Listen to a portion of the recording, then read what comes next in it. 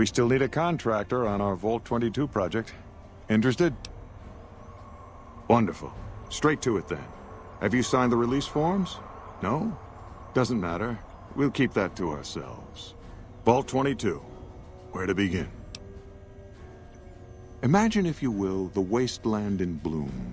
Vast fields of corn that grow from seeds and produce their bounty in the space of a month.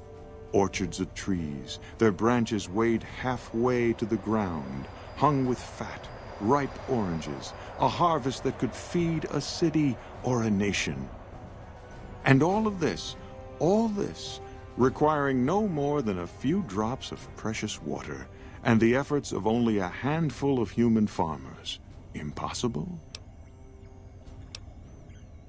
Precisely. Science has proven that truth 1,000 times over, but how many wasteland savages believe it? Present company accepted, of course. The bounty I described to you is no idle fantasy. It exists in primitive form only a few miles from where we stand. We need only reach out and unlock its secret. For that, the OSI needs you.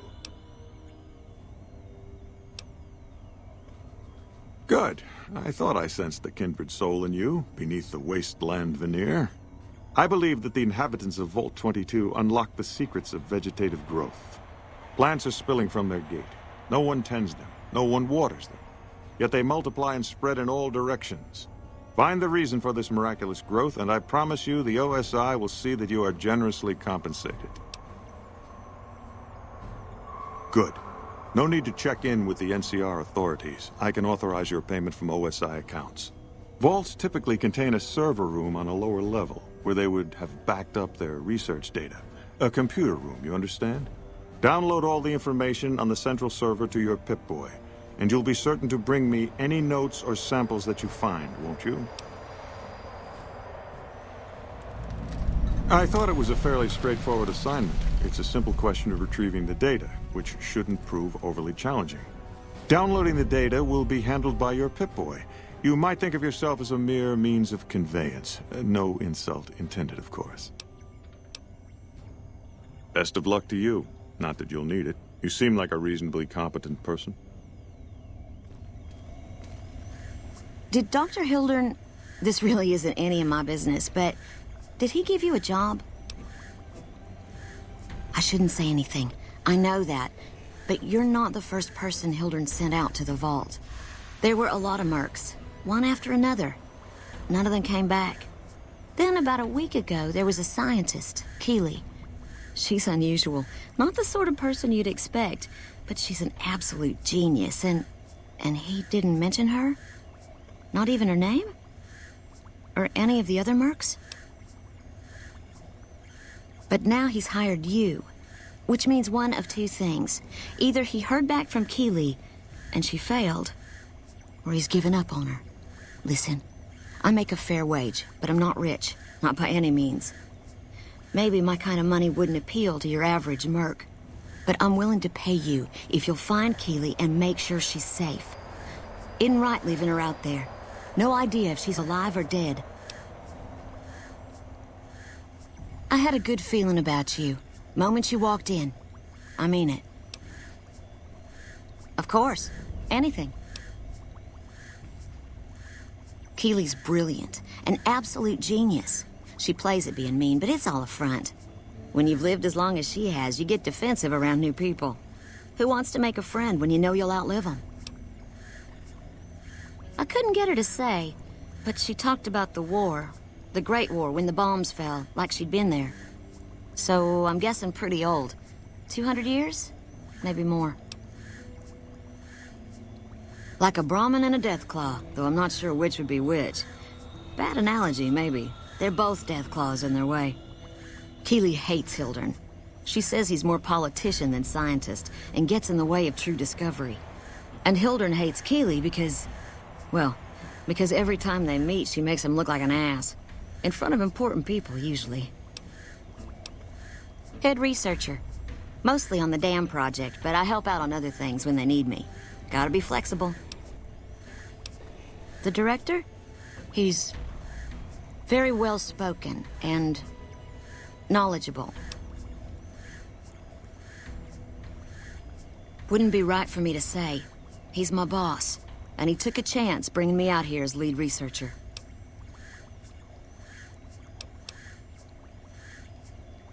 Right. Stay safe.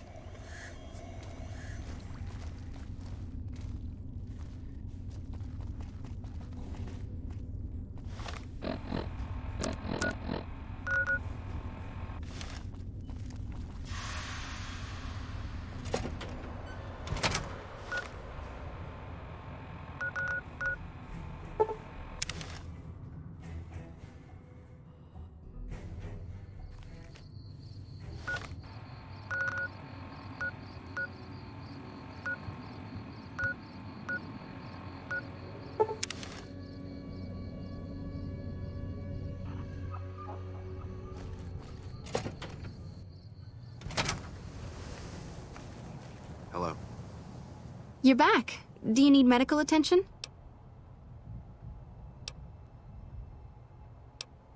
Because you're a friend of the followers, I can give you a bit of a discount.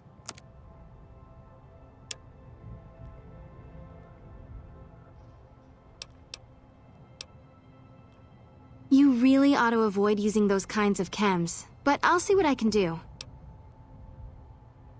All right, sit still and let me work.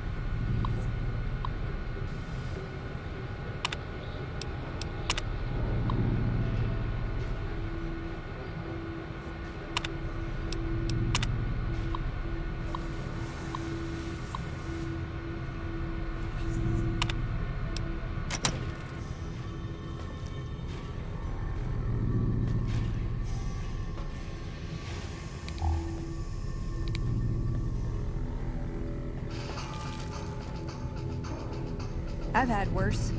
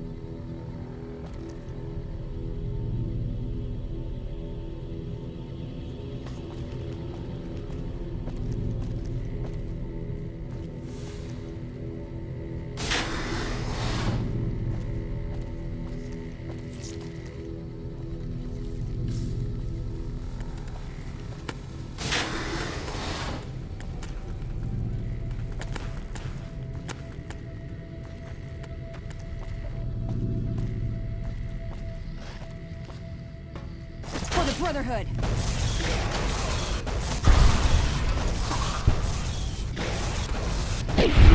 That's enough of that. Uh-oh.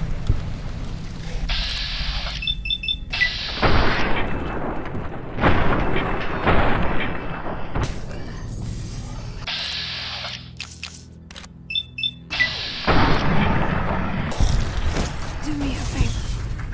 Make sure they bury.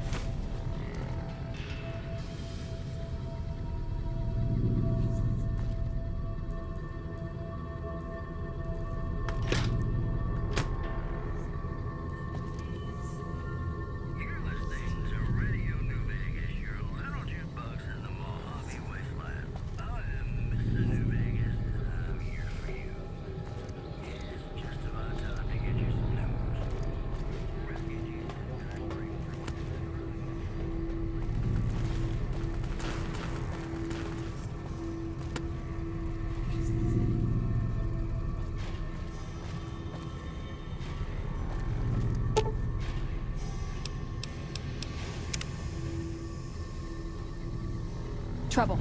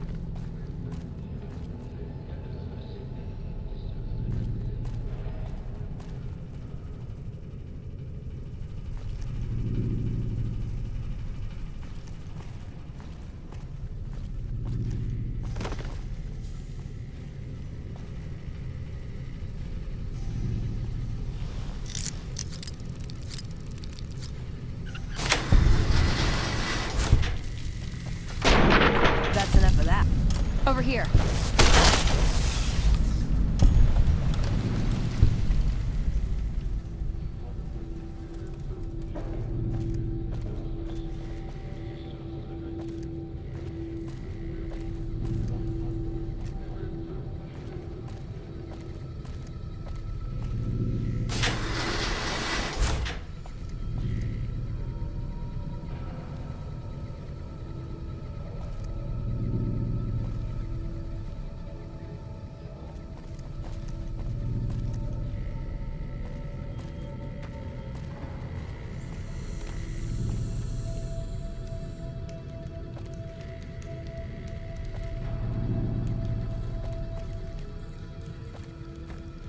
Uh-oh.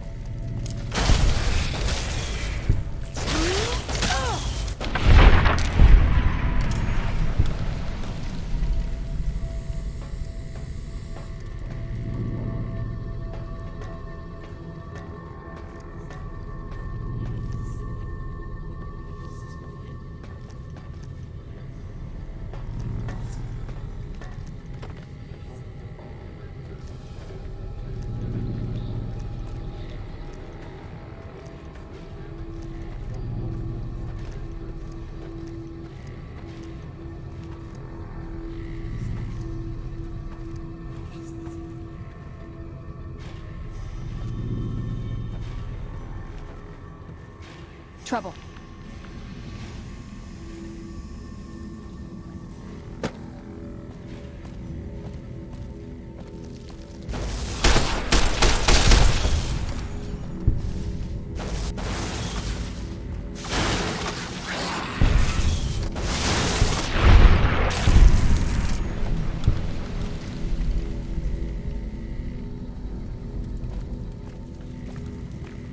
Uh-oh.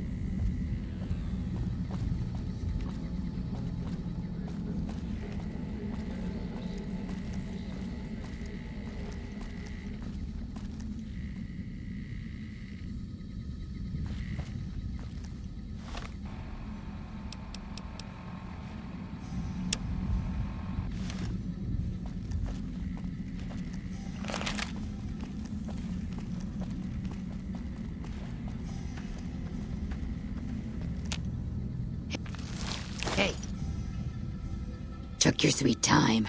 I suppose the NCR sent you?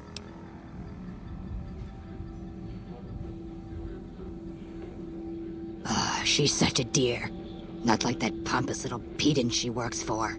But that's neither here nor there. These plants have gotten completely out of control. I've got a plan to deal with them, but I'll need your help. Good. Meet me on the second level, and I'll explain what needs to be done.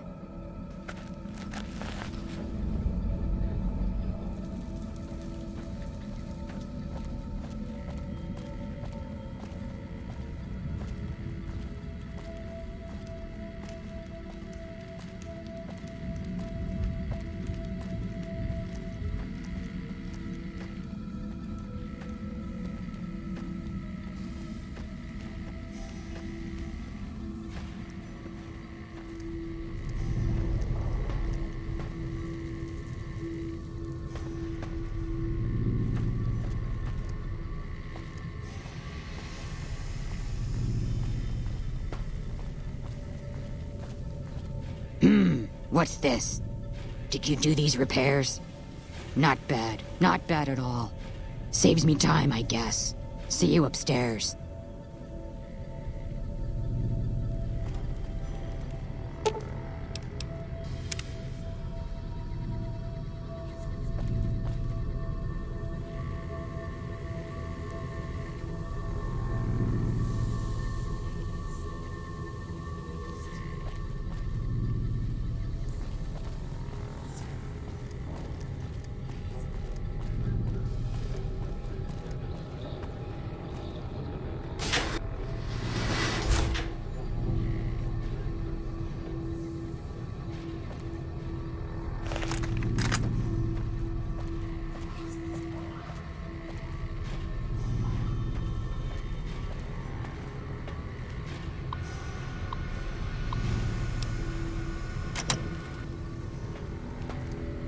Uh-oh.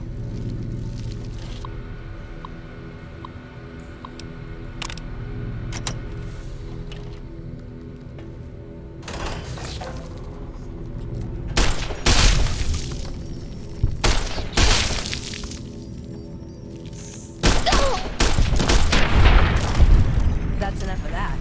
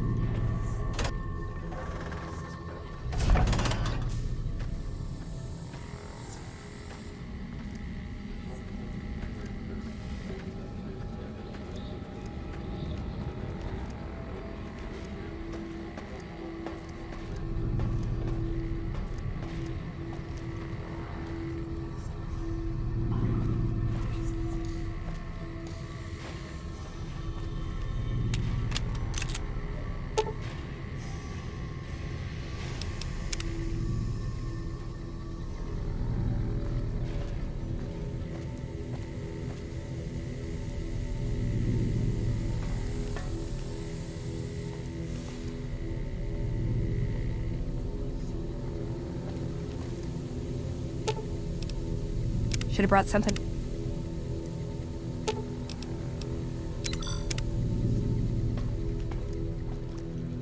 Good, you're here. Ready to begin?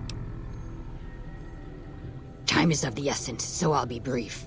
This place is filled with spores that are toxic to humans, and we need to get rid of them. I've pumped the vault full of a highly flammable gas that, once ignited, should destroy the vast majority of spores. There's one problem, though. The gas becomes semi-inert on exposure to oxygen, meaning the gas will have to be ignited close to where it's being introduced. I need you to find the vents where the gas is being pumped and ignite it. Oh, and survive the resulting blast.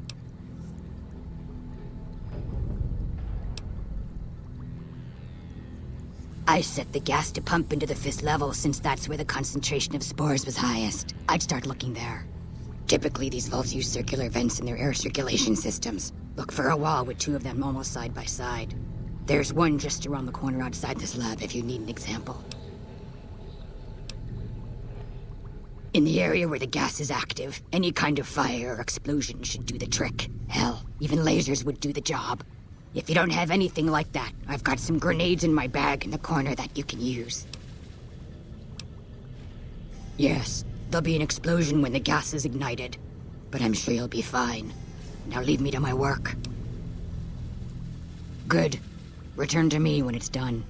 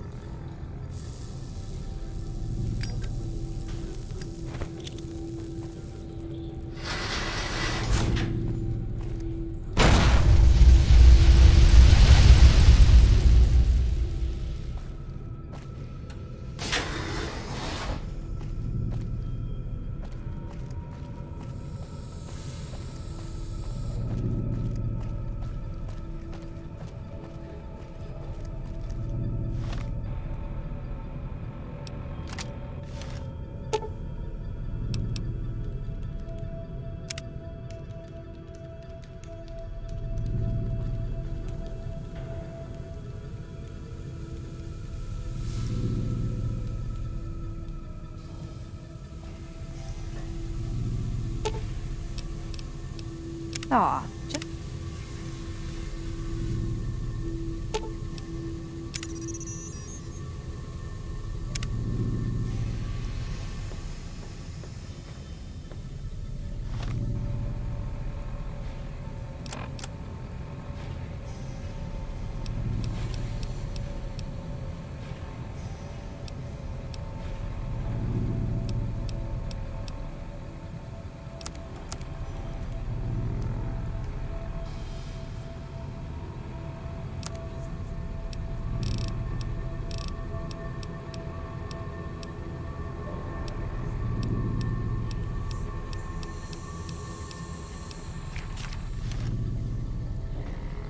Hey.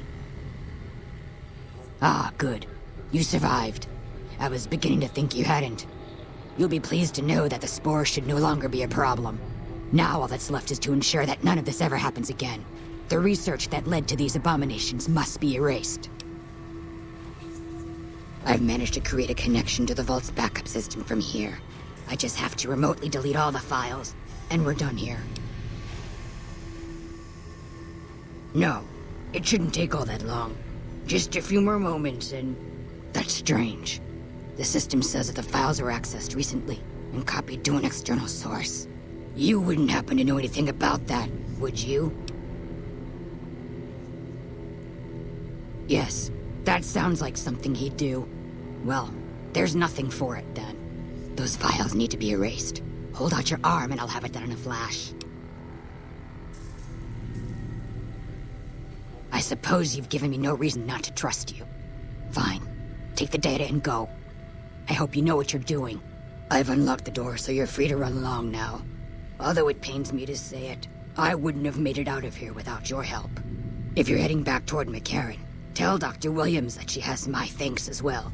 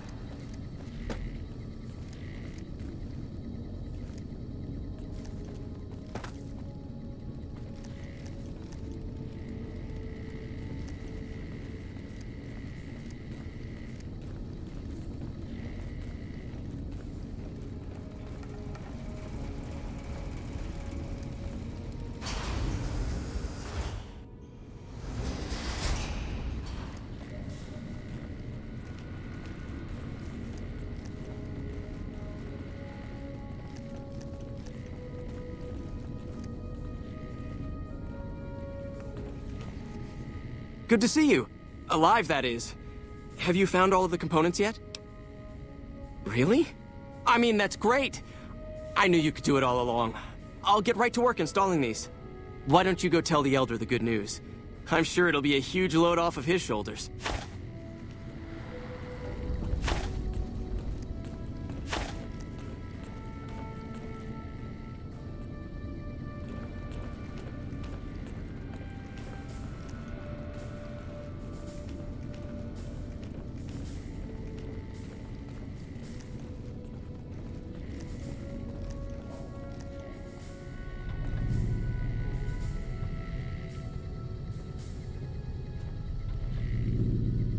Veronica, I hope... I brought you a present. This disc has secrets to breeding plants that can thrive in the wasteland. High Elder Maxon didn't found us to be botanists, Veronica. Think about it. No more trading guns for food. Total self-sufficiency. It's what we always wanted. This won't get us Hoover Dam. Yes, it will. If we feed people, they'll support us. They'll join us. What does the Codex say? A bunch of closed-minded bullshit. We do not help them or let them in.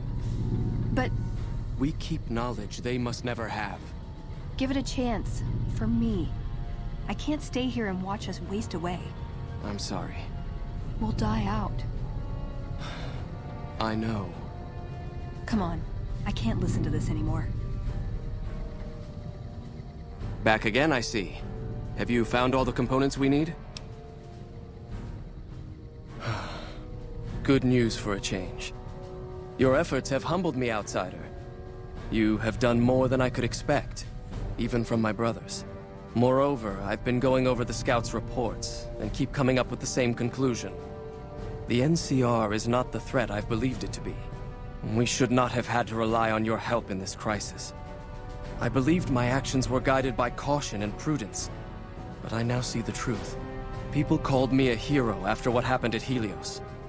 But I left that battle scarred by fear, and have allowed that weakness to govern my actions. That ends now. I will undo the wrong I have done my brethren and lift the lockdown. With luck, we will once again flourish. Please, take this. It is a small token of my thanks, and scarcely begins to repay the debt owed you, but is all I am allowed to give an outsider.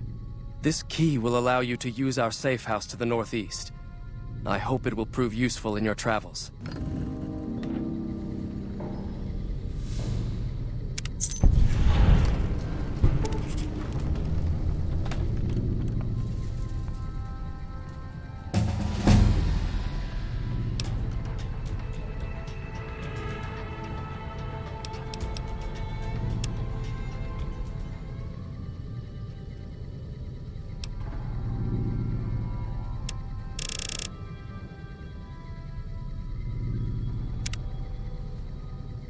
Welcome, outsider, welcome. The lockdown has been officially lifted, and everyone seems to be in good spirits. With the surface open to us once again, Arden's already started talk of sending a force out to attack Helios, but I hope to dissuade him. What can I do for you? That is this base's defensive system. It serves as camouflage and masks all entry and exit from the bunker. We use it to hide our patrols and supply runners, though we still send such out at night to be extra safe. You've certainly earned the right, but I'm afraid there's a slight matter of protocol that must be dealt with first. Exceptional individuals, like yourself, are sometimes allowed to join the Brotherhood if they perform a valuable service for it. While your actions up to this point have been commendable, I am afraid they don't quite qualify as such a service. However, I do have another task that fits the bill rather nicely. Would you consider undertaking it? As one of our patrols discovered, the mutants just to the northeast have become strangely violent in the years we were secluded. However, this turn of events could also be an opportunity. We mostly left the equipment of the communications array there alone, out of respect. As the inhabitants have now proven themselves hostile, no more respect will be accorded them, making their equipment fair game. I want you to head up to the summit of Black Mountain and install this remote signal transmitter in one of their consoles. It will allow us to tap into the radar and other detection systems running there, assuming they're still operational. If we're going to operate on the surface again, it would be nice to do so with as much information at our fingertips as possible. Good luck.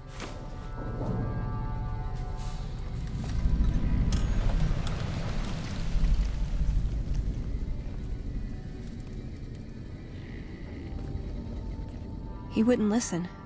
The truth was right there staring him in the face. How could he not listen? I see that now. I thought I knew him better than that, but it was like talking to a stranger. How can I help them when they won't accept it?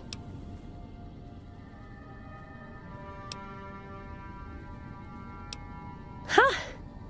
Well, that's imaginative, but it's not really for me. I couldn't get one of their most reasonable members to accept a rational argument. I don't see them coming out in droves to support my coup. And that's really not what the Brotherhood needs right now anyway. They're hanging by a thread. It wouldn't matter. The Elder has final say. The hell of it is he's one of our most progressive members. If I can't get him to agree, it's hopeless. I don't know if I can stay. Maybe it'd be better for everyone if I left. Spent my life somewhere else. Work with the followers of the Apocalypse, maybe. Put my knowledge to some good use. Or I can stay here with the people I care about and do whatever I can until it comes to a slow or sudden end.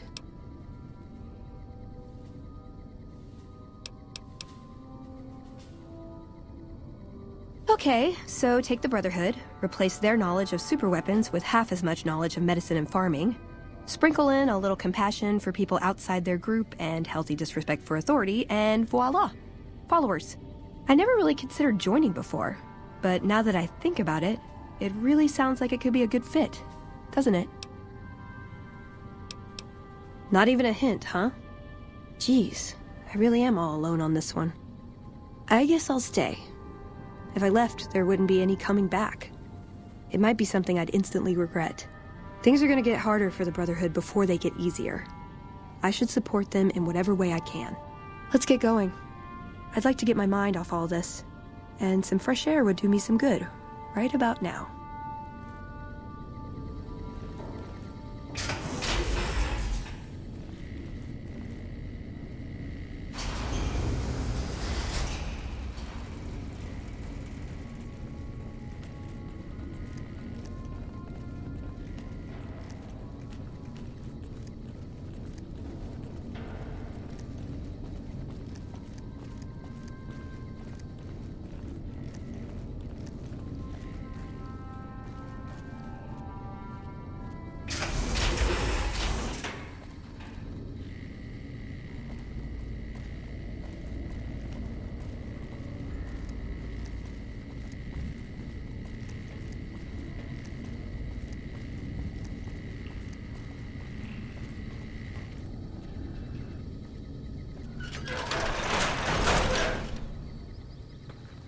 Hey, we heard Veronica talking with the Elder. We won't stand for this.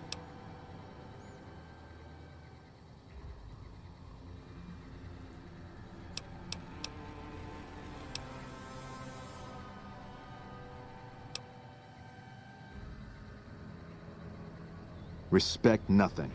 She plans to whisper in his ear, poison him against the Codex. No, this has to end now. Execute them.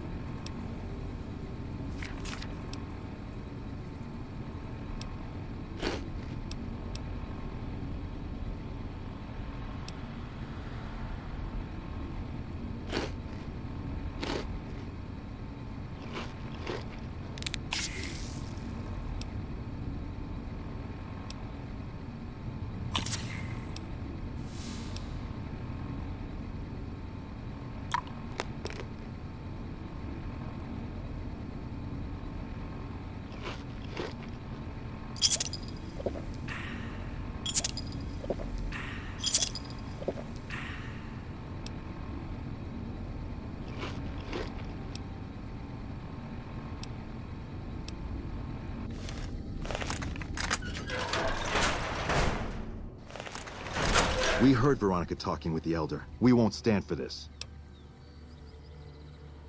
You're pathetic. Hide behind words all you like, but your cowardice shows through. Their sentimentality prevents them from administering justice. Our duty is to the Codex above all, something your companion has forgotten, and that gives us the authority to make it our place.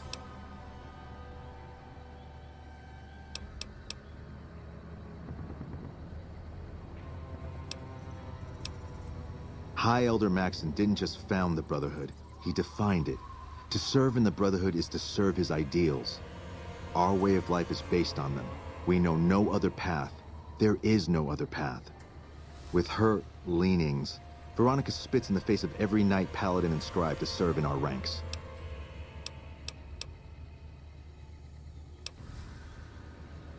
Respect nothing. She plants a whisper in his ear, poisoning him against the Codex. No.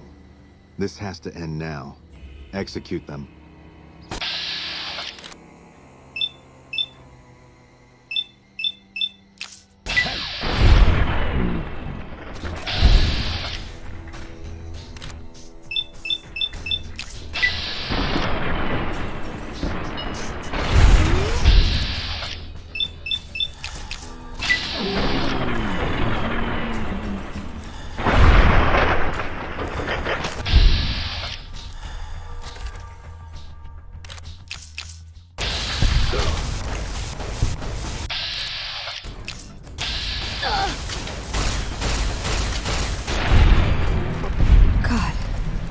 Get used to this, I guess. People get desperate. They turn on each other. First thing to go is trust. I don't think it's ever gonna be the same for me in there. Knowing no matter what I do, it's gonna end badly. But they're all I have.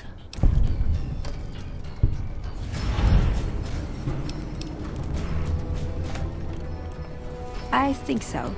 Two things the Brotherhood has a lot of: hardheads and lasers. Wouldn't be the first time a disagreement ended like this. Plus, we killed all the witnesses. No, I think it is. I have to be resolved about this. If I waver, it'll just make things harder. They need me, and I'm not going to abandon them. Yeah, I've got the rest of my life to help them out. I could spare a little while to see things through with you. Good idea.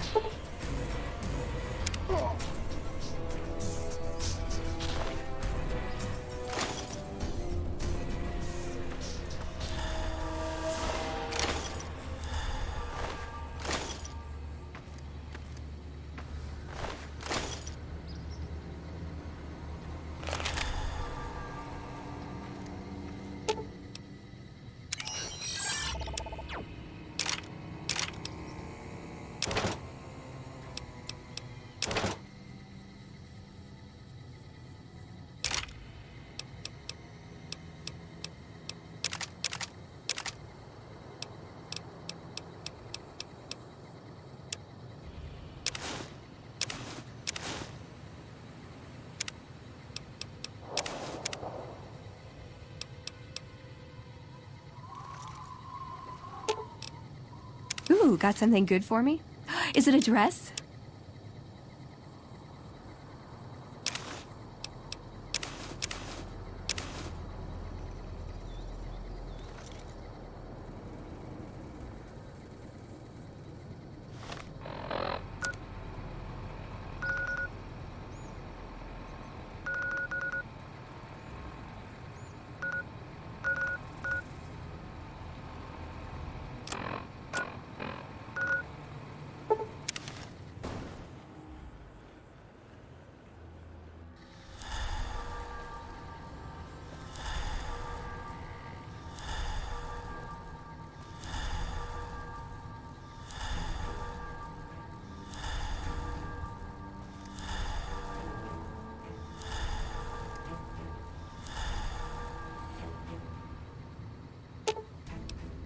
Should have brought something to read.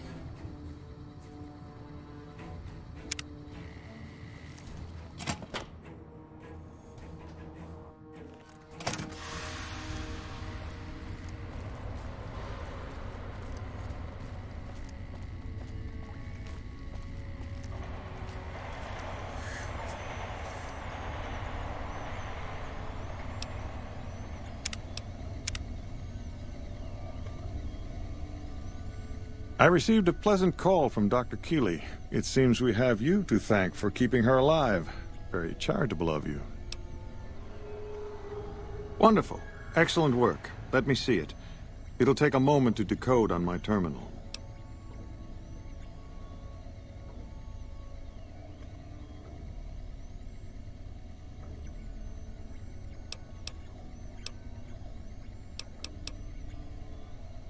I think William's decryption algorithms seem to be working.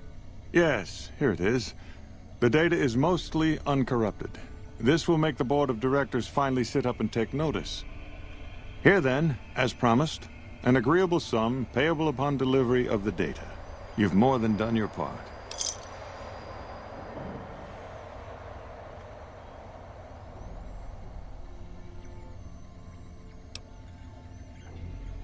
Your concerns are perfectly understandable, but I assure you, they're entirely misplaced. We would never use technology that wasn't fully tested. We aren't some motley band of vault alchemists. We're with the government, for goodness sake. Have a little faith in us.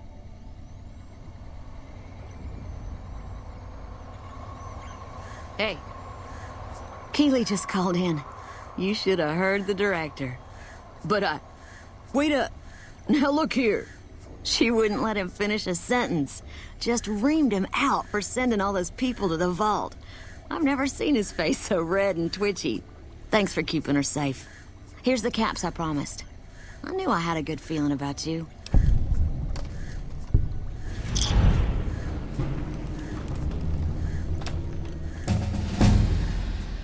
Thanks again. Really, I owe you.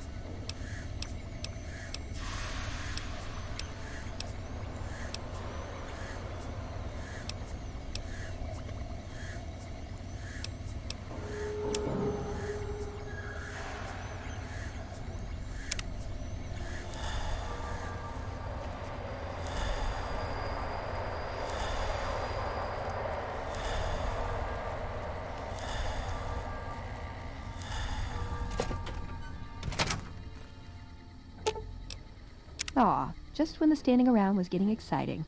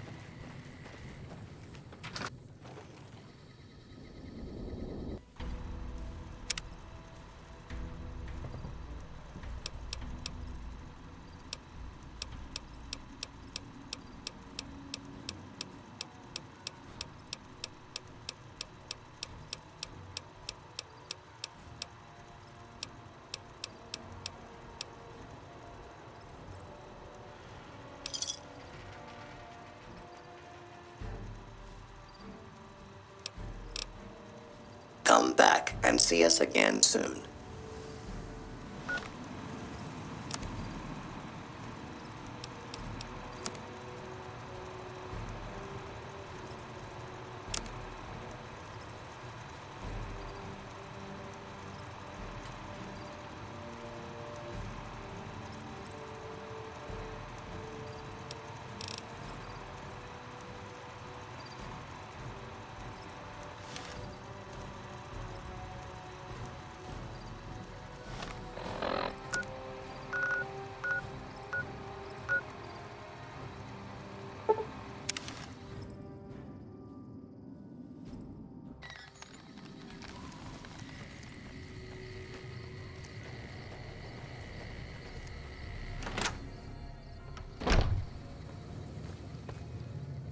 You looking to buy some supplies?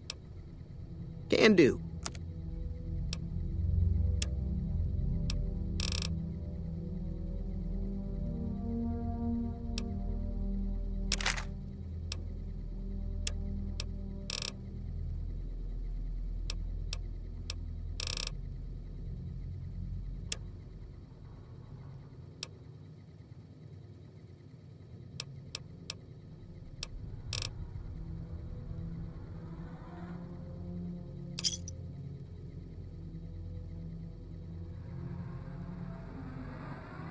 Thanks. Take it easy now.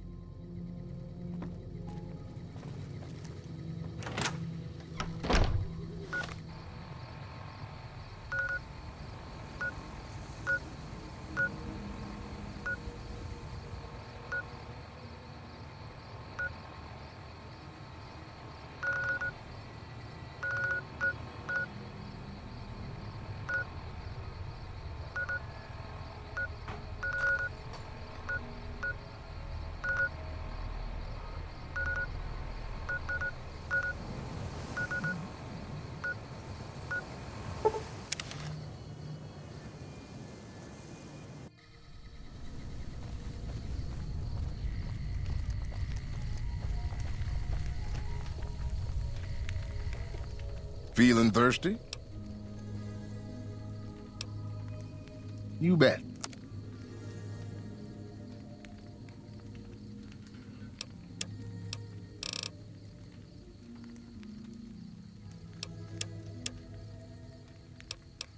Come back soon now.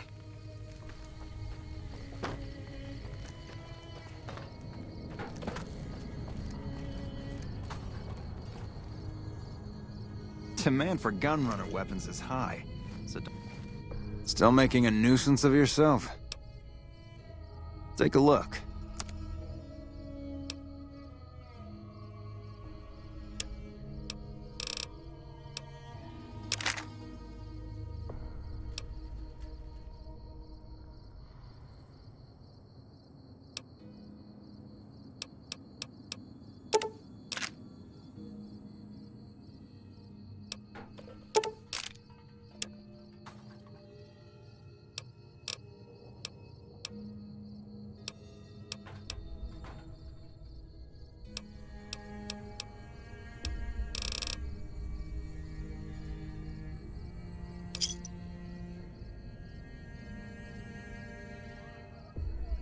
Give me a shout if you need anything else. Bye.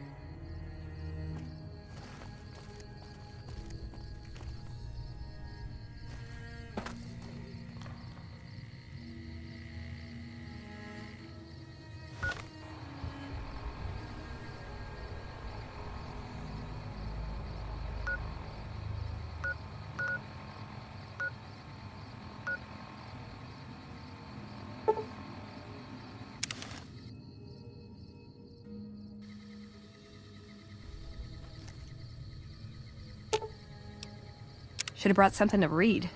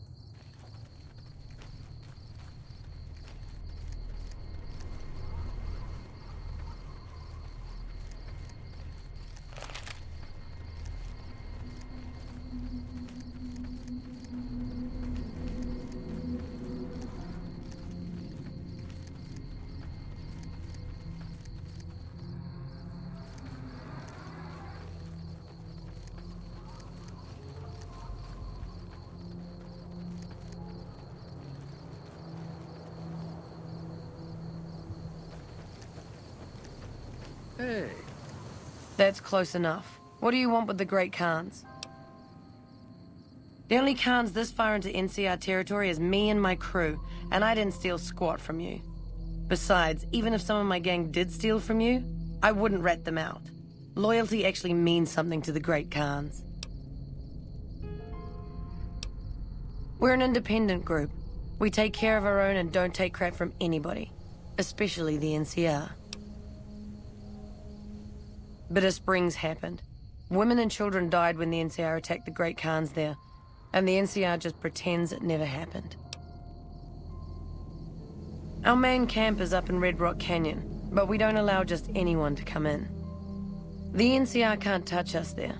Too many places for us to ambush them. We see their scouts poking around once in a while, but they keep their distance.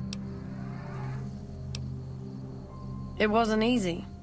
There's a lot of initiation rituals to go through, and I've got the scars to prove it. But in the end, I was tough enough to be made a member. Proudest day of my life. Like what?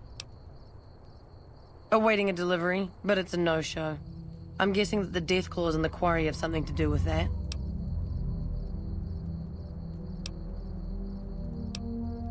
I doubt the NCR thinks so. Supplies to make chems. The NCR's the best source since they're hard to come by anywhere else. We don't really use the chems ourselves, just sell them to anybody with the caps.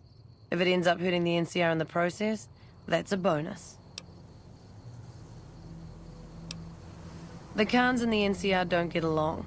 They prefer to shoot us on sight, even if we're not looking for a fight. Is that right? What's your angle?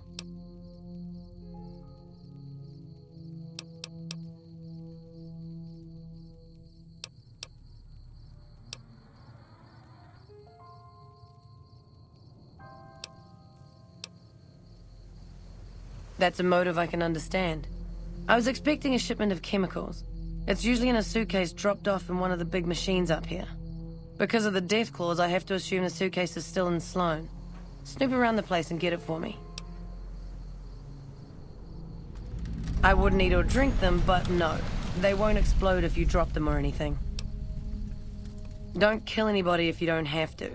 I'm a scout and I like to keep a low profile. Like what? Don't leave a trail.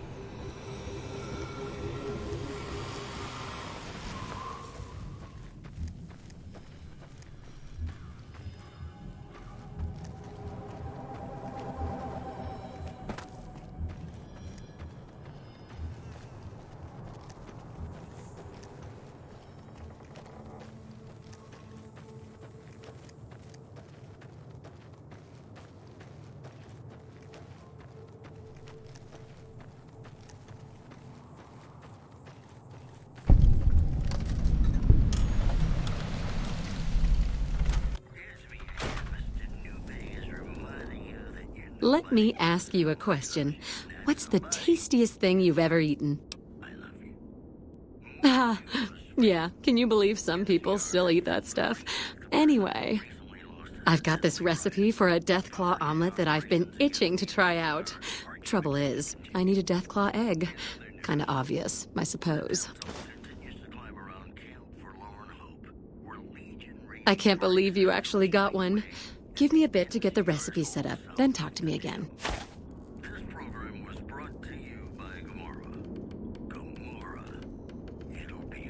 This is incredibly good. Here's your omelet, and the recipe if you ever want to make your own. It takes a bit of skill to get it tasting right. Yeah? My great-aunt Rose ran a bed and breakfast back in California, in a town called Modoc. She's the one who created the recipe in the first place. I don't know how she managed to get a hold of a female Deathclaw, but she kept it in a shed. Aunt Rose had a steady supply of eggs for her omelets. At least, she did until some stranger came along and killed the Deathclaw, shot it right in the eye. All right. Sure. What did you want to know? Oh, I'm not. I'm making my way to New Vegas. They say anything goes there. And best of all, the NCR can't mess it up for you. I'll get there eventually. I've heard that you can't even get into the Strip unless you're rich. Born and raised, things back in California are better than they've ever been, according to my grandpa. The raiders are mostly gone now, and it's easy enough to get a job at one of the mills or farms. But now there's taxes and laws and other things. The NCR keeps things safe and orderly, but it's all very boring. So I came out east, towards the frontier. Yeah. All right. Do you need anything to eat or drink? All right, then.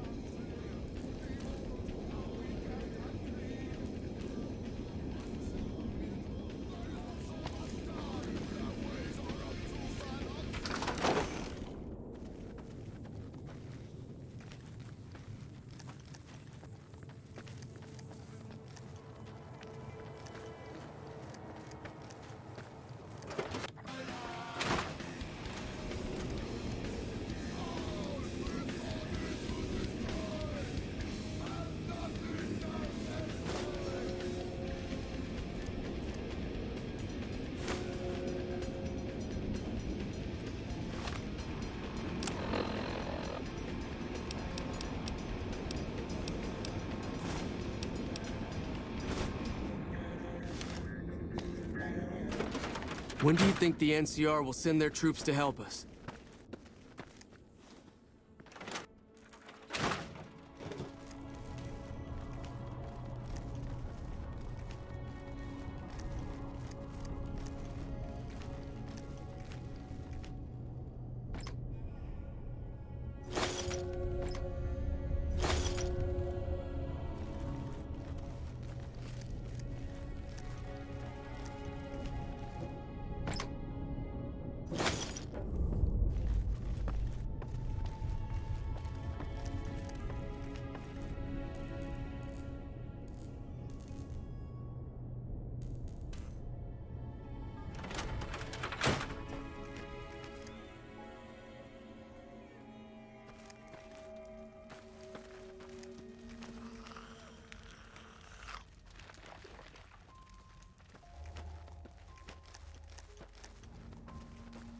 It's too damn hot.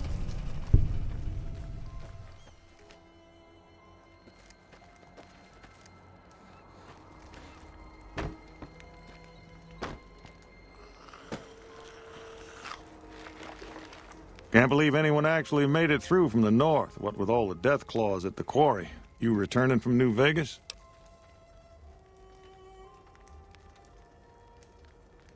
Ah, yes.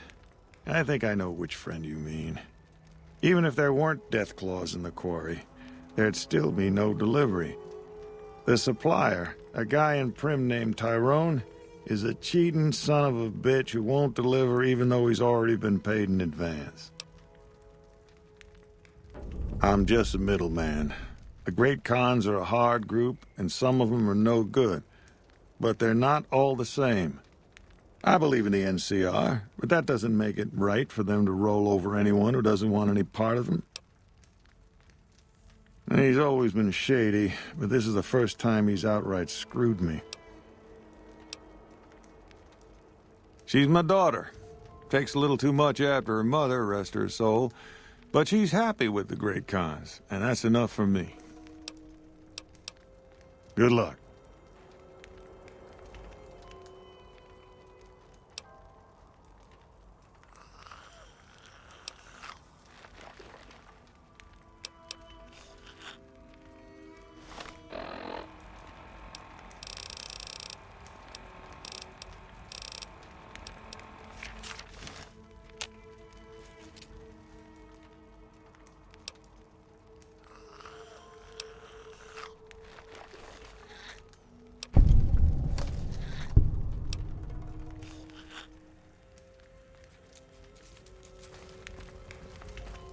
When do you think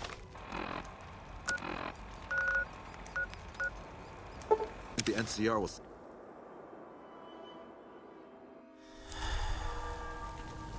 Hello.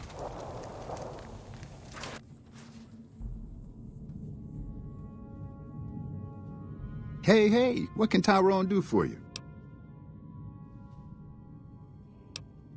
Just making some deliveries to the troops here in Prim. I'm stationed in California, but I come across the border a couple times a month. It's better than farming or herding Brahmin. As long as they don't send me to the front lines, I'm a happy man.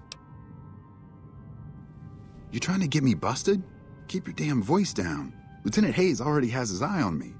Look, I already told Chomps the NCR is getting suspicious of all these misplaced supplies. Bigger risk means bigger cost. 300 caps bigger.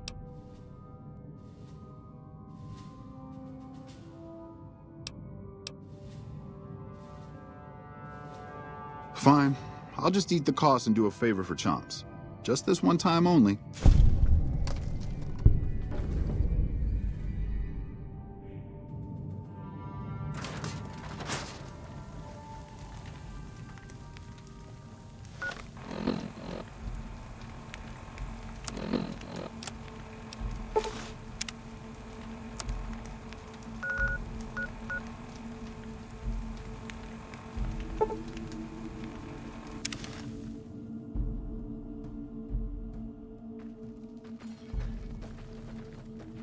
What do you want now? You actually came through for us. I didn't expect that. Anyway, the Great Khans pay their debts and don't forget their friends. If you ever come out to Red Rock Canyon, I'll put in a good word for you.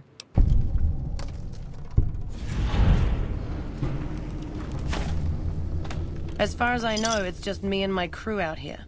And if it really was Great Khans who mugged you, they didn't come this way. I'd have seen them. Don't leave a trail. Watch out!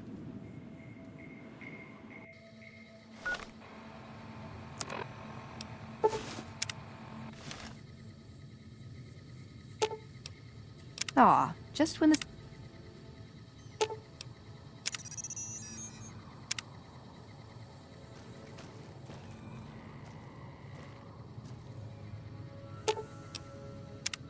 Listen, I want to thank you for helping me out. I'm sorry that things didn't go like I'd hoped, but at least I got the chance to try. At least I know for sure that there was nothing I could do. Thank you for giving me that chance.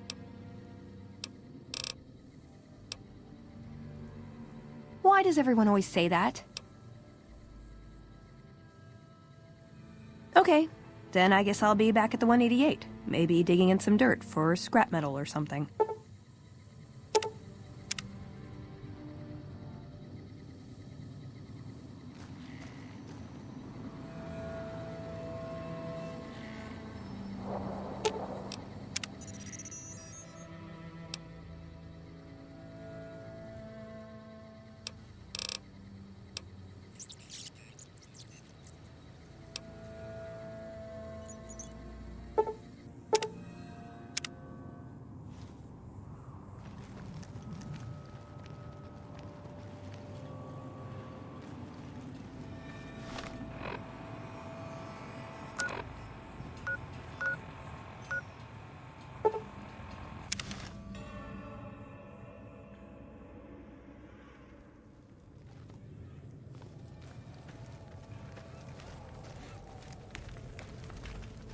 Evening.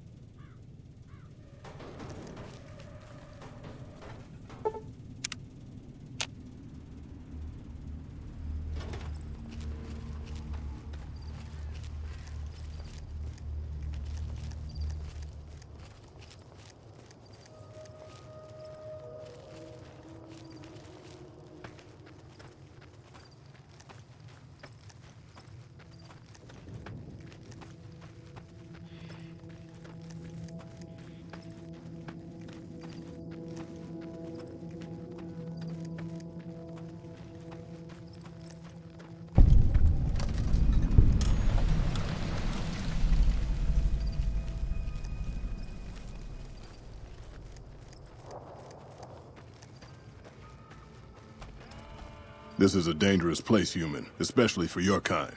I suggest you turn back. There's nothing good waiting for you further on.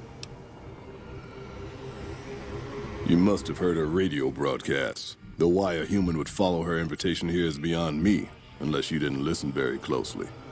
The voice on the radio belongs to Tabitha, the supreme commander of Black Mountain, or as she calls it, the state of Utopatha. She took control of this place almost 2 years ago. The super mutants here do whatever she says, and she says humans are to be killed on sight.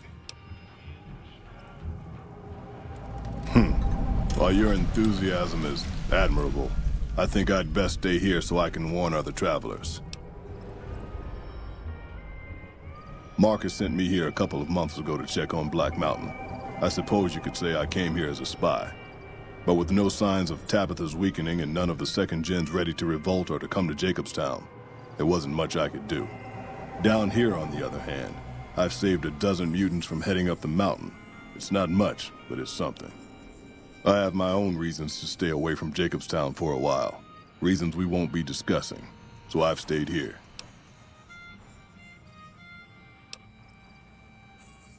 The road is a series of switchbacks up to the peak. There are 3 blockades plus patrols. Sneaking past them would be difficult. Just before the peak is a kind of shanty village. More second gens there. And then there's Tabitha's compound, heavily guarded by her Nightkin. The Nightkin are vicious in combat, and that's if you see them coming. Most don't. They were created to be soldiers and given devices to camouflage them in battle. Unfortunately, the devices drove most of them mad over time. They spend most of their time at the top of the mountain, but patrol the roads after dark as well. You do well to avoid the mountain at night. For years, Black Mountain was a peaceful community. Its leader, Marcus, broadcast an invitation to mutants throughout the wasteland. That's how I found Black Mountain. So did others, most of them second-generation mutants. Marcus welcomed everyone. That was his mistake. The community ended up being mostly second-gen, not very bright, but easy to influence. Fine until the Nightkin came along, led by Tabitha. In a week, she had most of the second gens thinking she was some kind of prophet, and that she should be broadcasting her truth, not Marcus. Marcus saw what was coming and decided to leave before things got out of hand. He smashed the radio and left to found Jacobstown. There's a sad story behind that. Marcus smashed it just fine, but while we were gone, some ghoul named Raoul came along. Tabitha turned him into her personal mechanic. A slave, really. See, if I'd been standing down here, I could have warned him before it was too late.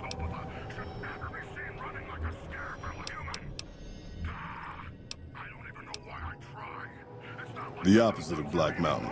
A stable community of mutants, mostly. Led by a mentally stable leader. Humans are welcome there, so long as they behave themselves. Look northwest of Red Rock Canyon if you want to find it.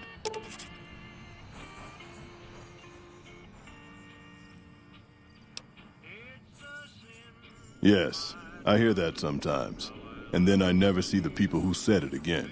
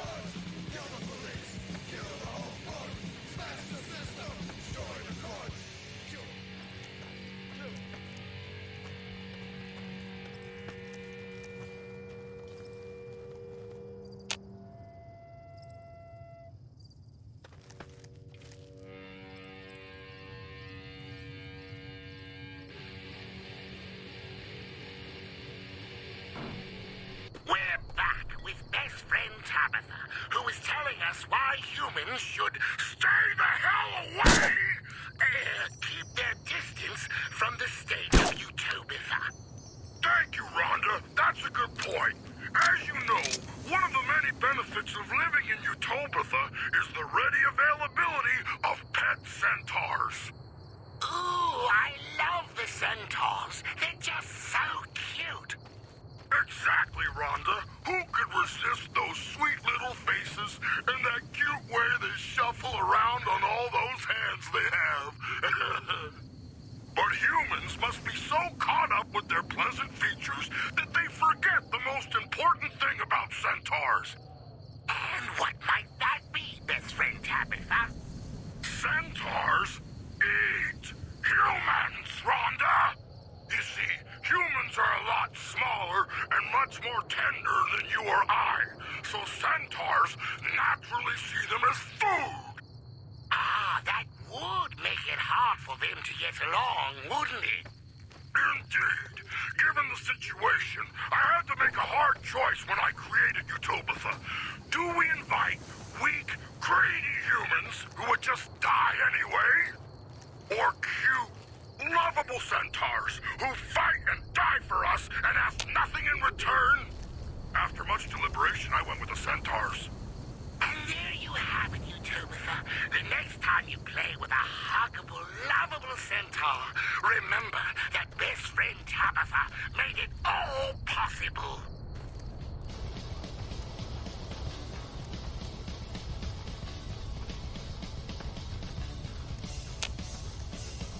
Well, you hate me and I hate you. You never understand the things I say or do. So what?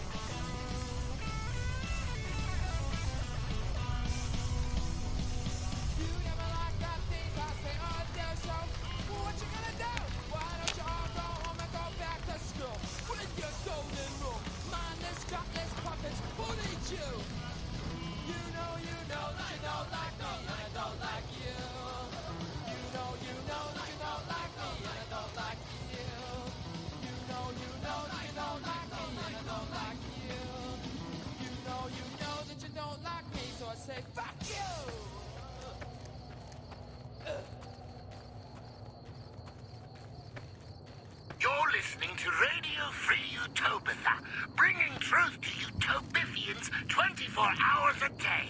Welcome. I still miss you, Rhonda, after all these years. Also joining us from his log cell is Raul Tejada, master mechanic, who can be executed at any time. Hello, Raul. Or should that be Hola? Either one works. Today you die, Raul! I command it! Ooh, Raul! Supreme Commander Tabitha says you died today. Any reaction? I go into obey Supreme Tabitha. Claro. Whatever she says. Just I feel so bad, I died before I fix her special robot.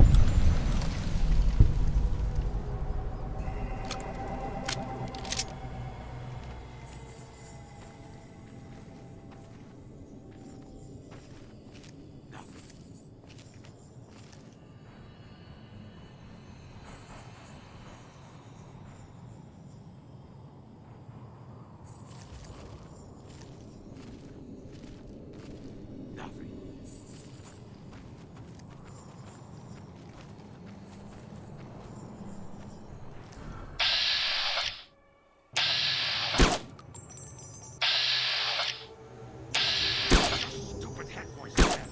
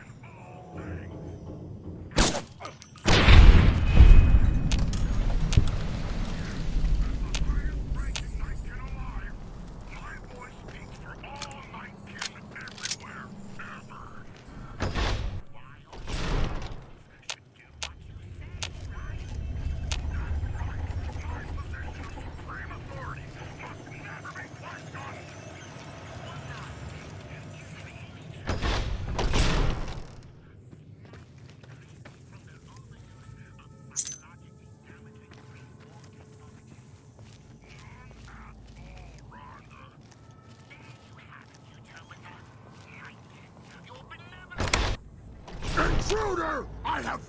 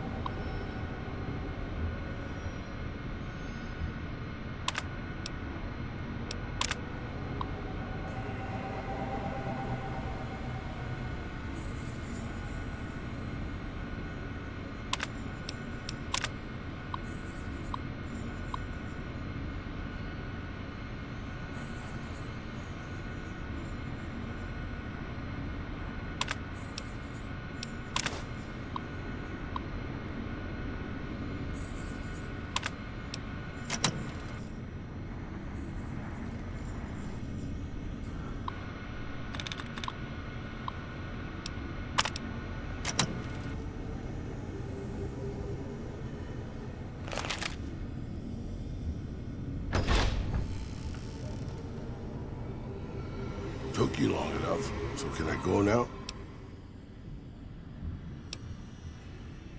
Sorry. I assumed the only reason you'd fight past a horde of super mutants and pick the lock on my cell is if you heard my cry for help on the radio. But maybe you're just sightseeing. So since the door's open and all, can I go now? Name's Raul. Raul Alfonso Tejada. I'm the mechanic around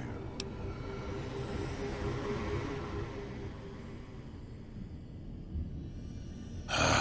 No. No, boss. I'm a prisoner of the crazy super mutant with the wig and the glasses. I was kind of hoping you were here to set me free. But maybe I'm not a pretty enough damsel for that. Huh?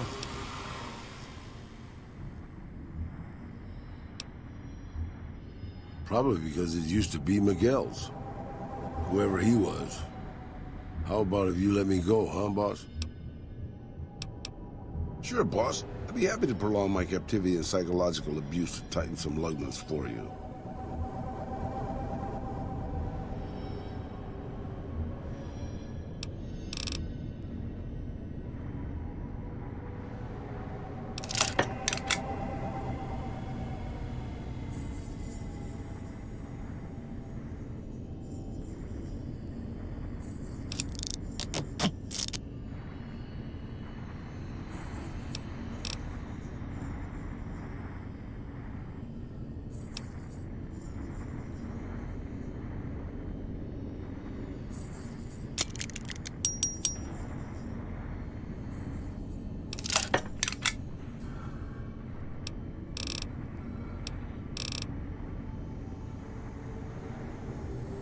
I haven't heard a fresh batch of crazy coming out of the radio in a while. Does that mean I can leave? You forget about me already, boss? You sure you didn't take a blow to the head or something? My name is Raul Alfonso Tejada. Can I leave now? Or did you want to ask me again in 5 minutes? Alrighty then. I'll just head out, alone, by myself, into the dangerous waste.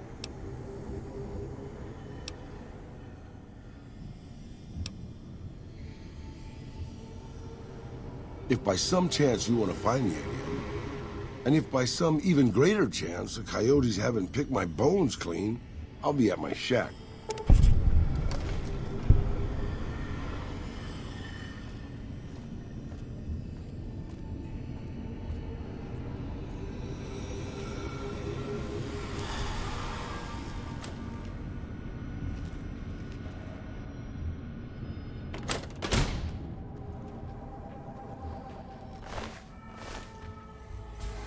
Oh, it's you. You need something repaired or something? Anything's better than staying here. Let's go. Yeah. Time for more fight.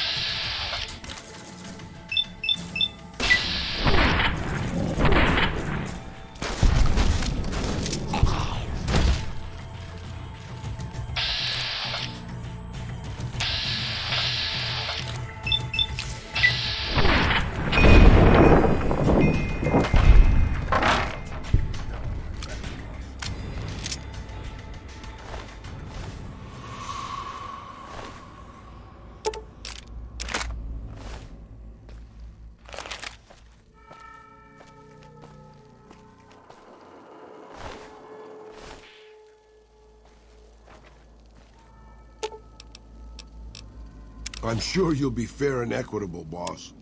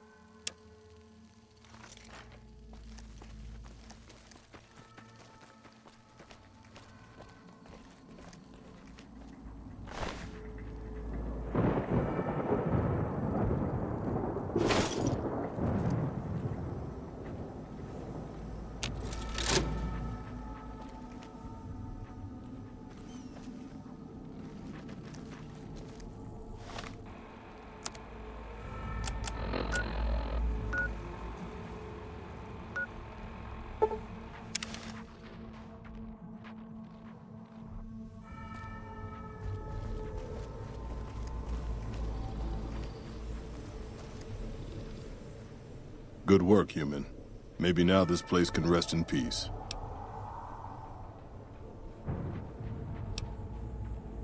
Who knows?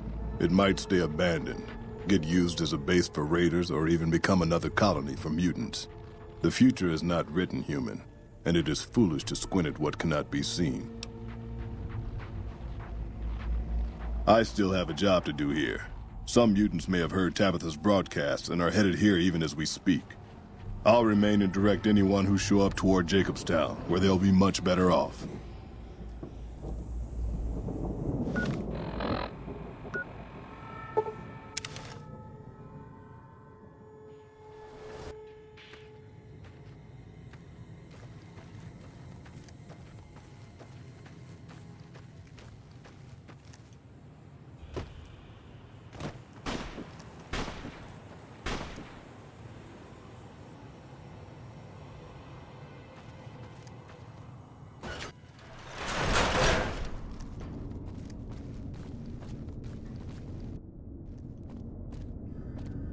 I have important work to do, so no time to talk.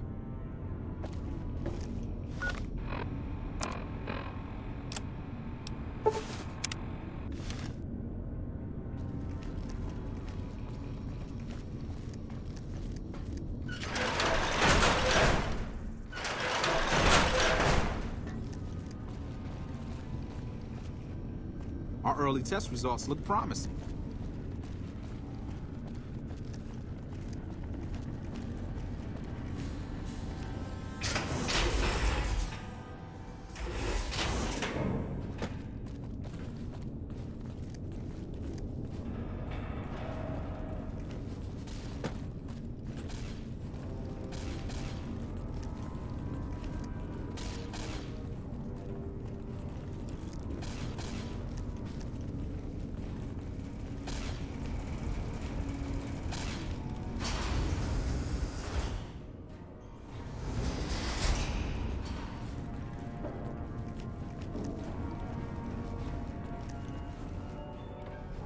Greetings, my friend.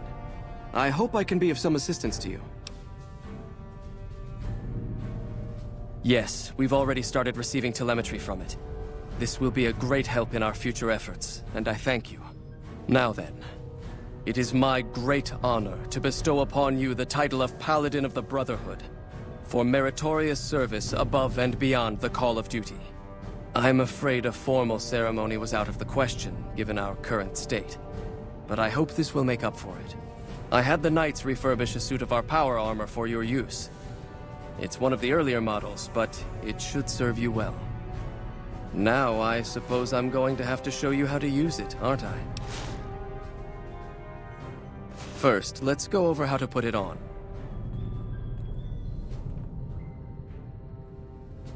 There. I think you've got the knack of it now. You should now be able to wear any kind of power armor you come across. I've also given the order that all of our equipment be made available to you, not just the more mundane arms. You're a member of the Brotherhood now, and your gear should reflect that. Lastly, you will be allowed to come and go as you please. You've done so much for us that to do otherwise would be a crime. I just ask that you keep the Brotherhood's interests at heart in all your dealings. Remember that you will always have a home here.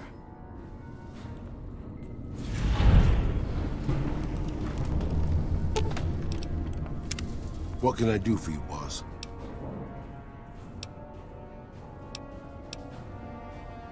Sure, boss. What do you want to know? You forget about me already, boss? You sure you didn't take a blow to the head or something? My name is Raul Alfonso Tejada. Probably because it used to be Miguel's. I'm an open book, boss. Granted, the book's in Spanish and some of the pages have fallen out, but I'm an open book. I'm not much use besides being a portable encyclopedia, really. I guess you could use me as a pack Brahmin, but my knees aren't so good anymore.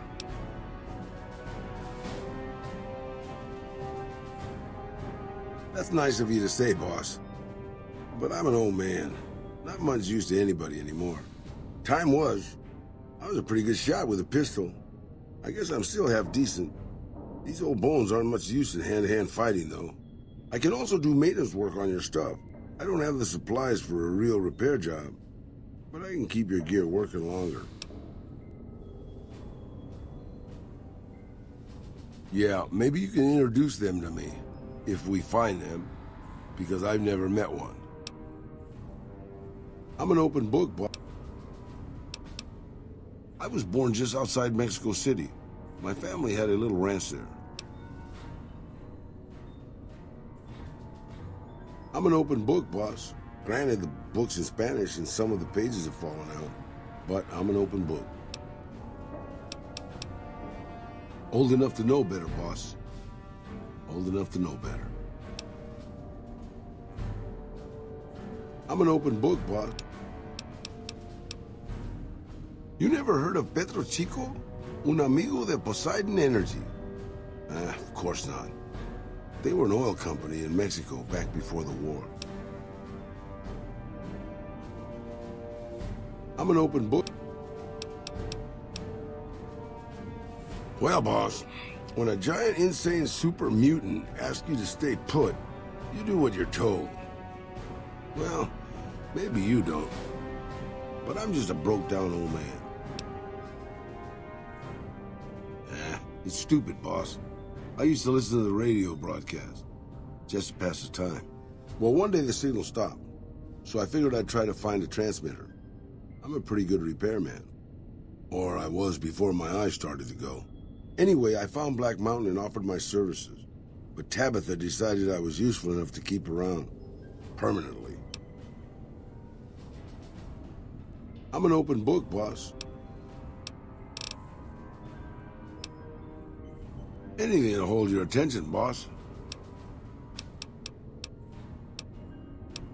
Questions, boss? You mean you don't know everything there is to know already? Just how old do you think I am, boss? Because I can pretty much guarantee I'm older than that.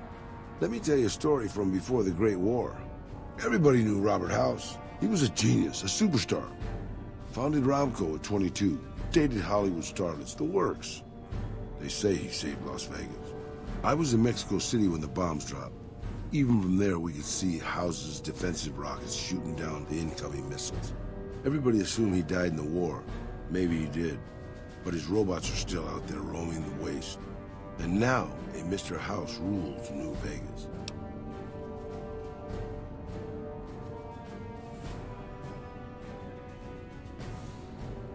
Maybe not.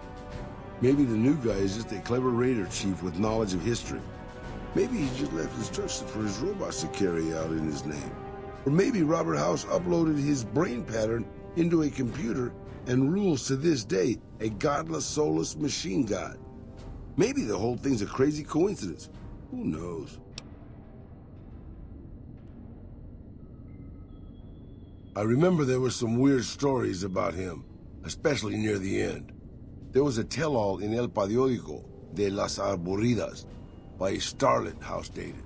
She said they never, don't make me spell it out, boss. Anyway, she said all he wanted to do was scan her brain and make her dress up in different outfits. It was quite the scandal, at least in the Latin American tabloid journalism market.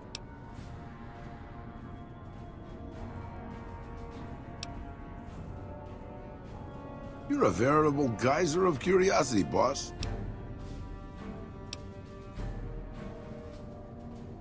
Sure, boss. I saw lots of guys like that while I was held prisoner by an insane super mutant in an isolated mountain fortress. Can you narrow it down? Just a little bit, boss. Nah, I haven't seen him. Sounds like a city slicker, though. Might try looking on the strip. You're a veritable geyser. They're all right, I suppose. Had a bit of tough going there at the beginning. You know, their first town was nearly wiped out by raiders. Anyway, they got their good points and their bad. Just like a lot of the old governments from before the war. You're a very... I don't really have a problem with them. People around here tend to see them as invading marauders planning to burn and pillage the countryside. But I've been to Arizona, boss. Before the Legion, it was a nasty place. So thick with raiders you couldn't trade with a town 2 miles up the road. Caesar's laws aren't nice, and their actions aren't always pretty. But then neither am I. But you keep me around. You're a veritable geyser of curiosity.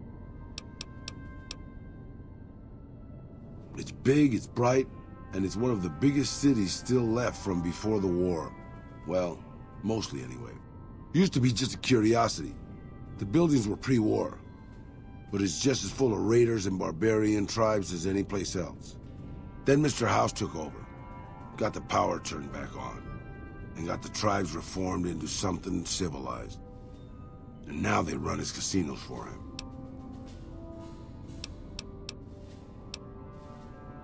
Questions, boss?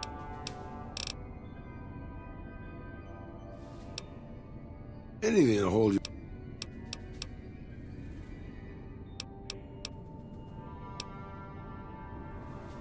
Sure, boss.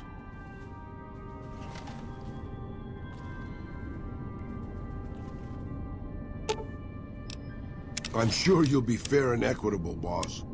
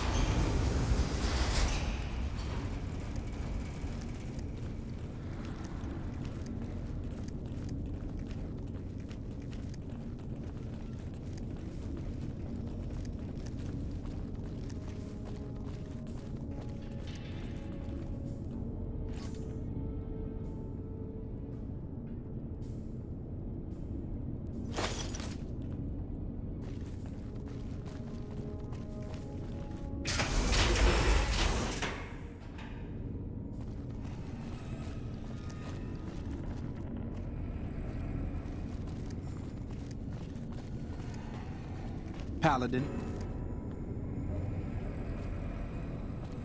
I'd kill to go outside and gather some specimens.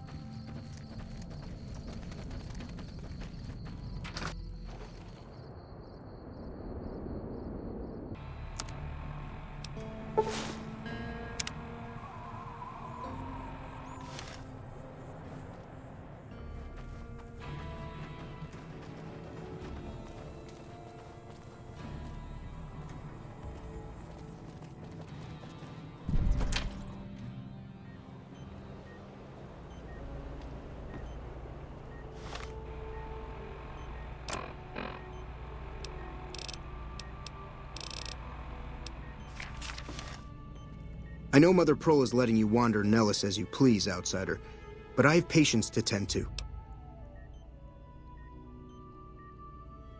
I have 3 patients here who were gravely injured fighting those giant ants in the generator building a few days ago. I've stabilized their wounds, but they're in bad shape. Do you have medical training? If what you say is true, you can do us a world of good.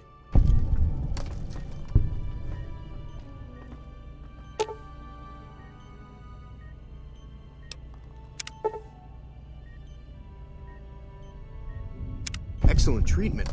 I hadn't thought of that.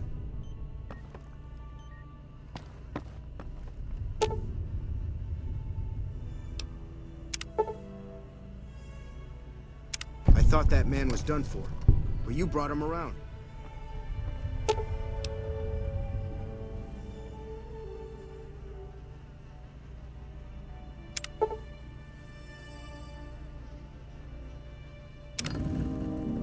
That was some fine doctoring. I could learn a thing or two from you.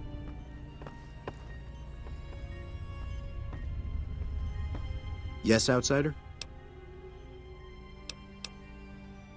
Those men owe you their lives. Seems we could learn a thing or two from you savages, when it comes to medicine at least.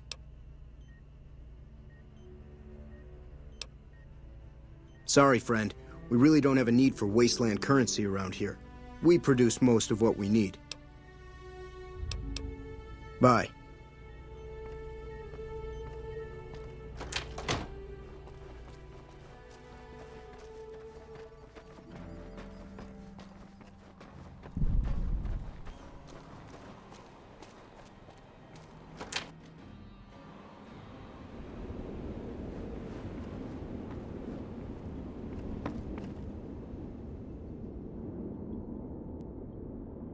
This crouch walking is hell on my back, boss.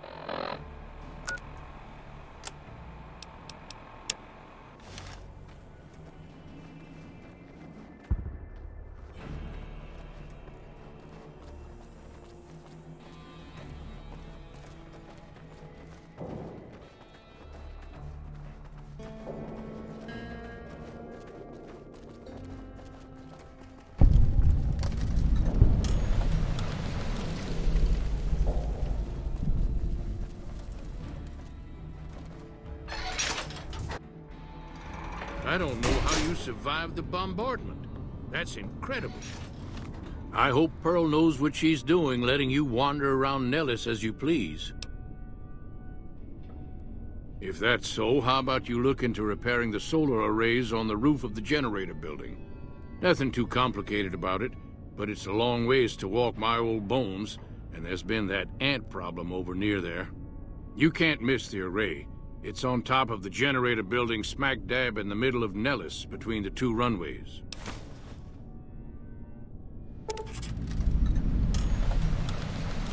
Ha! If we had spare parts, do you think I'd be asking you to fix the damn things? That's rich. No, we ran out of spares a while back, and Jack and I have been doing our best to patch the arrays up as best we can. Sadly, we're at our wits' end. There have to be spare parts somewhere around the wasteland, but I just don't know where to direct you. You may have noticed we don't get out much. All right, what's on your mind? Bye.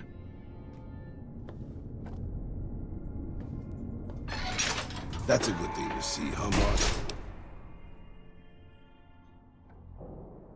That loyal guy. He's getting up there in years, but he still finds a way to make himself useful to his people. If you ask me, that's better than withering away all alone or holding on to some faded piece of glory from your past.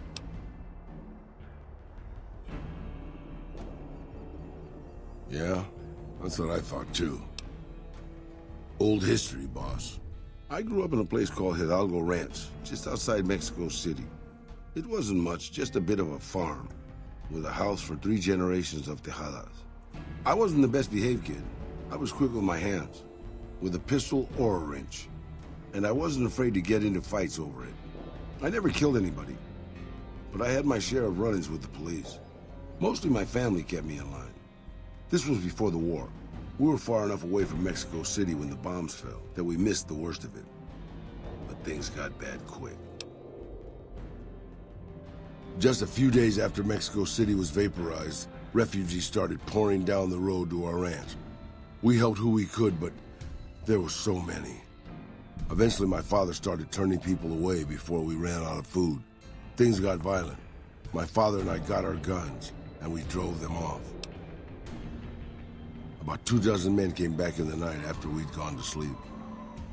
They set fire to the ranch house and barred the doors from the outside. My whole family was trapped inside. I smelled the smoke, and I got myself and my little sister Rafaela out through a window. But everyone else, my parents, my grandmother, my 2 brothers, and 2 of my sisters, all died. Rafaela and I ran. We were pursued by some of the men who attacked our home, but I was always a good shot. The ones who came after us, I killed. The rest, I left be. I had to take care of Rafaela, not throw my life away on revenge.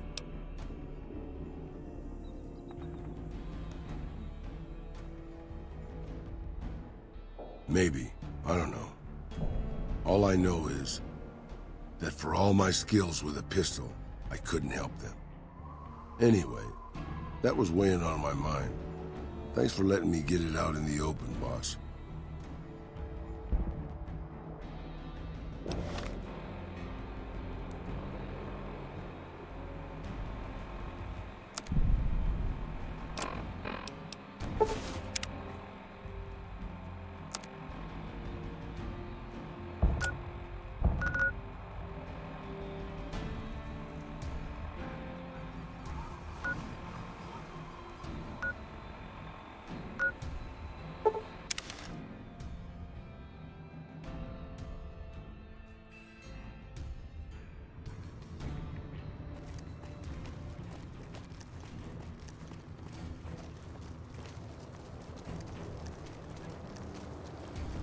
Hey.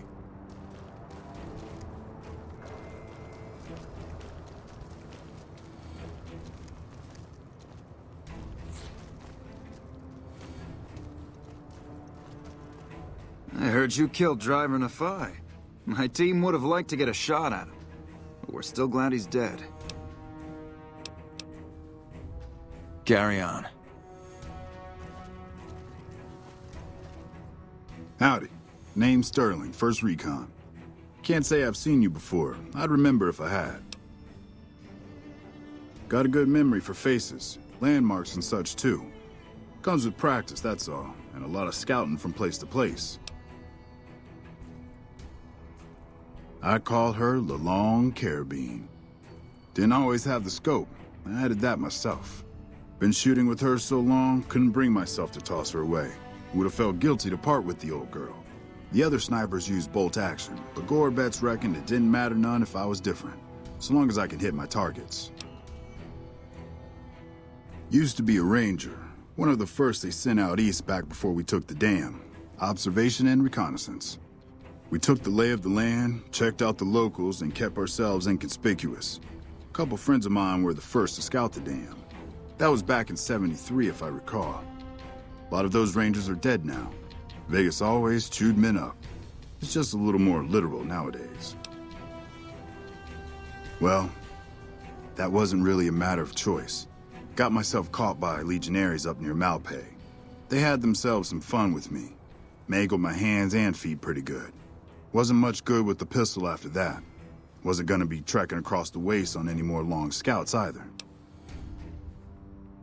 Caesar's boys figured I wasn't going anywhere after what they'd done to me, so they didn't bother tying me up. I crawled out of there on my elbows and knees. Must have looked a sight. Then I rolled down an embankment into the Colorado. I guess I had a mind to drown rather than give Caesar's boys the satisfaction of killing me. But a couple of rangers happened to be watching from across the river. They jumped on in and pulled me out of there. Lucky break, they said. Going on 6 months now, but I reckon we'll be moving out soon enough. Can't talk about the details. Till then, we'll man the towers and keep an eye on the fiends. We've had more than our share of trouble from their direction. Whole thing smells of Caesar to me. Of course, that's just guesswork. But I'd still bet a few caps he's stirring up the locals against us. Always a pleasure. Keep yourself safe.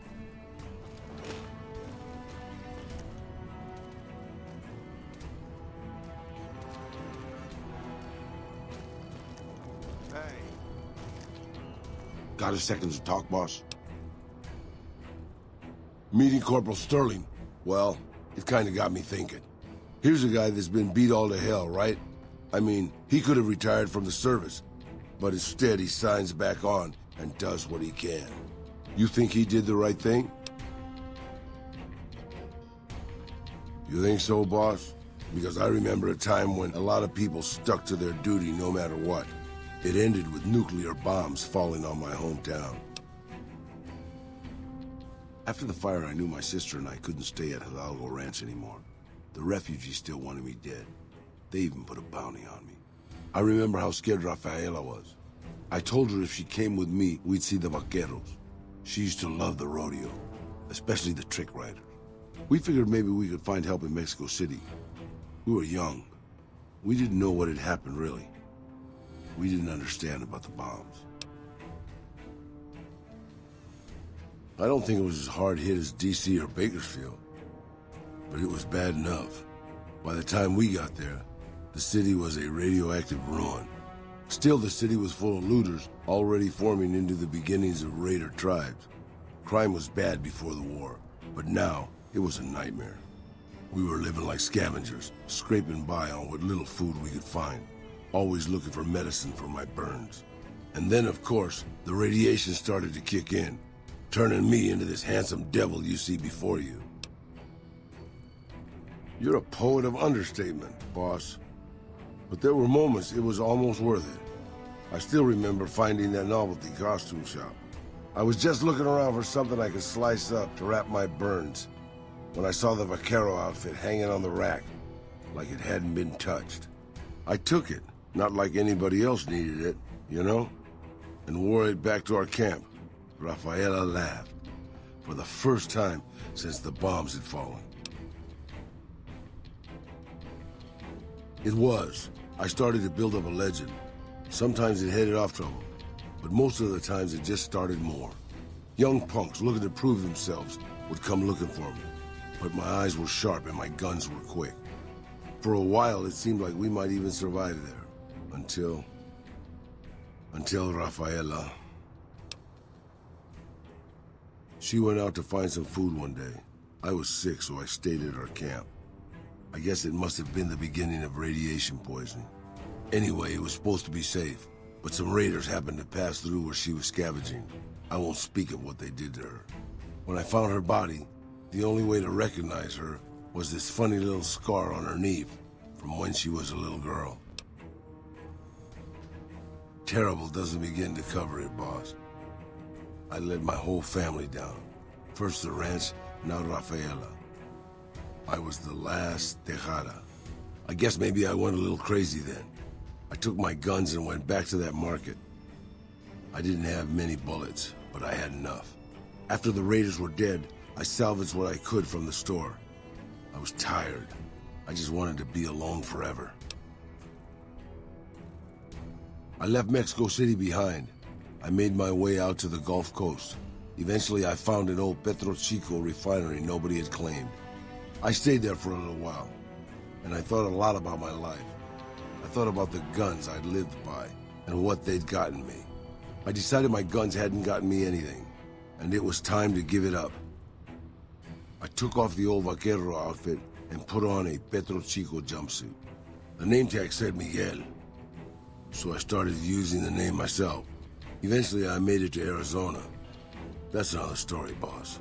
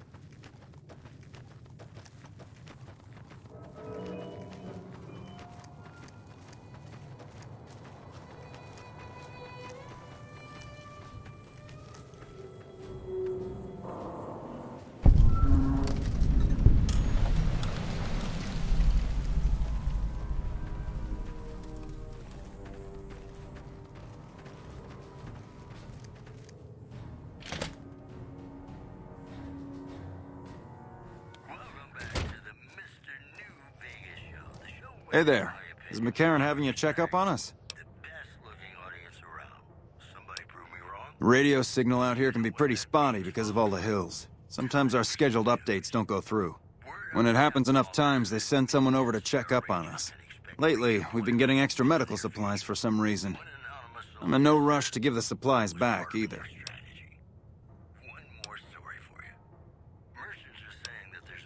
Ranger Station Charlie. We're responsible for keeping the highway up through Novak civilized. All quiet at the moment. Ranger Beaumont is in charge here, but he's off leading a patrol.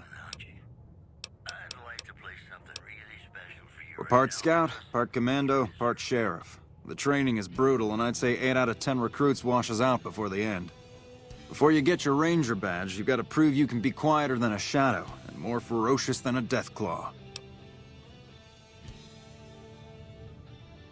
Couple dozen, I'd say. Most of them posted at stations like this one. We either man the station or patrol the immediate area. The Rangers mostly draw from the basic NCR army. A trooper who shows exceptional skill at fighting and scouting can be nominated for the training. Sure.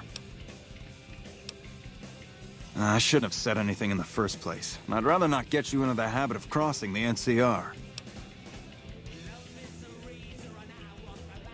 Simple enough to change? I doubt the Legion's listening in on us. They're not that sophisticated. But better safe than sorry, right?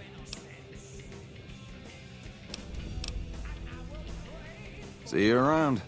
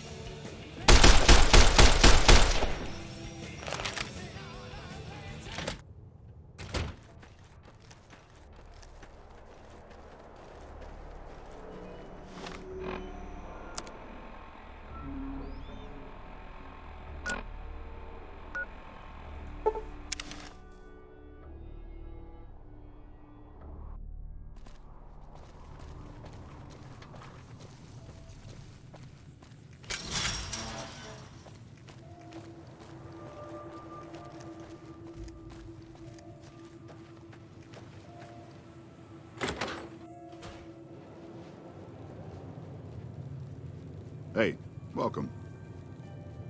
We haven't met yet. You must be new in town. I'm Andy. Right now, a whole lot of sitting on my keister and counting cracks in the ceiling. I wouldn't wish it on anybody.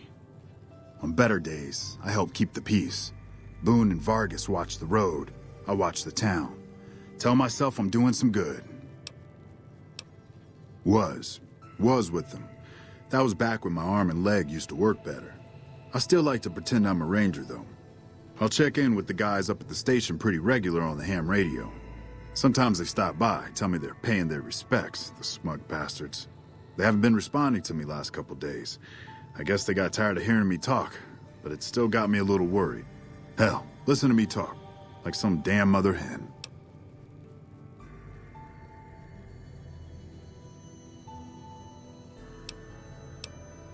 Obviously, you don't know the first damn thing about the Rangers. Without them, nobody in these parts would be safe. No, I'm getting all worked up for nothing. Those boys are just fine.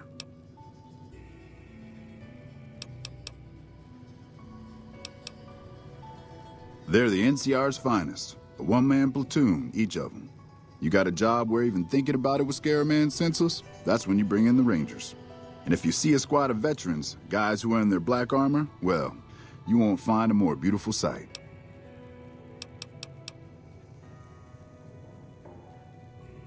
No, but I've been laid up for a while now. Haven't been able to keep an eye on things like usual. It's a small town, though. I'm sure someone would have noticed somebody like that if they came this way. Yeah, twice. Actually, the first time, it was more like half my body. Knocked me out of the Rangers. This time, it's mostly just reminded me how useless I've gotten. A few years back, we get a tip that some Legion slavers were holed up in this burnt-out house a few clicks from where we were stationed. We get there and it's deserted. No sign anyone's been there. I mean, nothing. As we're leaving, I hear something behind me. I turn around and there's this kid, just skin and bone, and he's looking up at us and he's scared half to death. Been hiding in a closet. I go to grab him out of there and I notice he's holding something in his hand. Something metal. He shuts himself back in the closet, and that's when I see the grenade he's left by my feet. They do it a lot, the Legion, using kids. They know we'll hesitate. Anyway, that was the first time. Second time, I fell down those stairs in front of the motel, just in case I got to thinking I'd put it all behind me.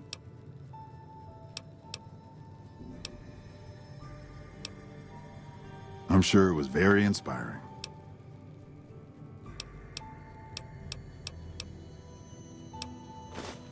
Hey, wait a sec.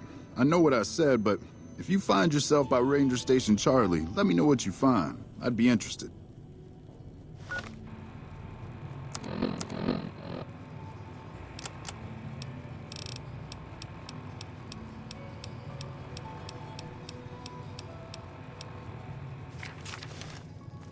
Any word on Station Charlie? Huh. People don't exactly line up to find out what's in my head. Can't remember the last time someone suggested I knew something worth knowing. You know, maybe there's something I can do for you. Since you've gone to all the trouble of flattering a crippled old soldier, there's a move we have in the Rangers for knocking an opponent off his feet. Saved my butt a bunch of times, maybe it will for you too.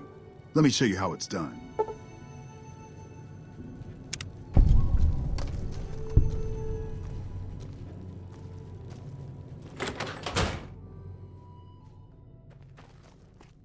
Hey, boss. Can I ask you something? What do you think of guys like Ranger Andy?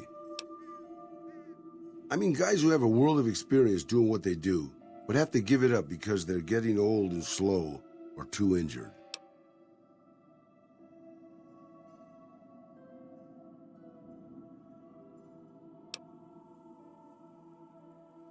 Maybe, but what if he really doesn't have it? A little bit of both, I guess. I left everything when I left Mexico.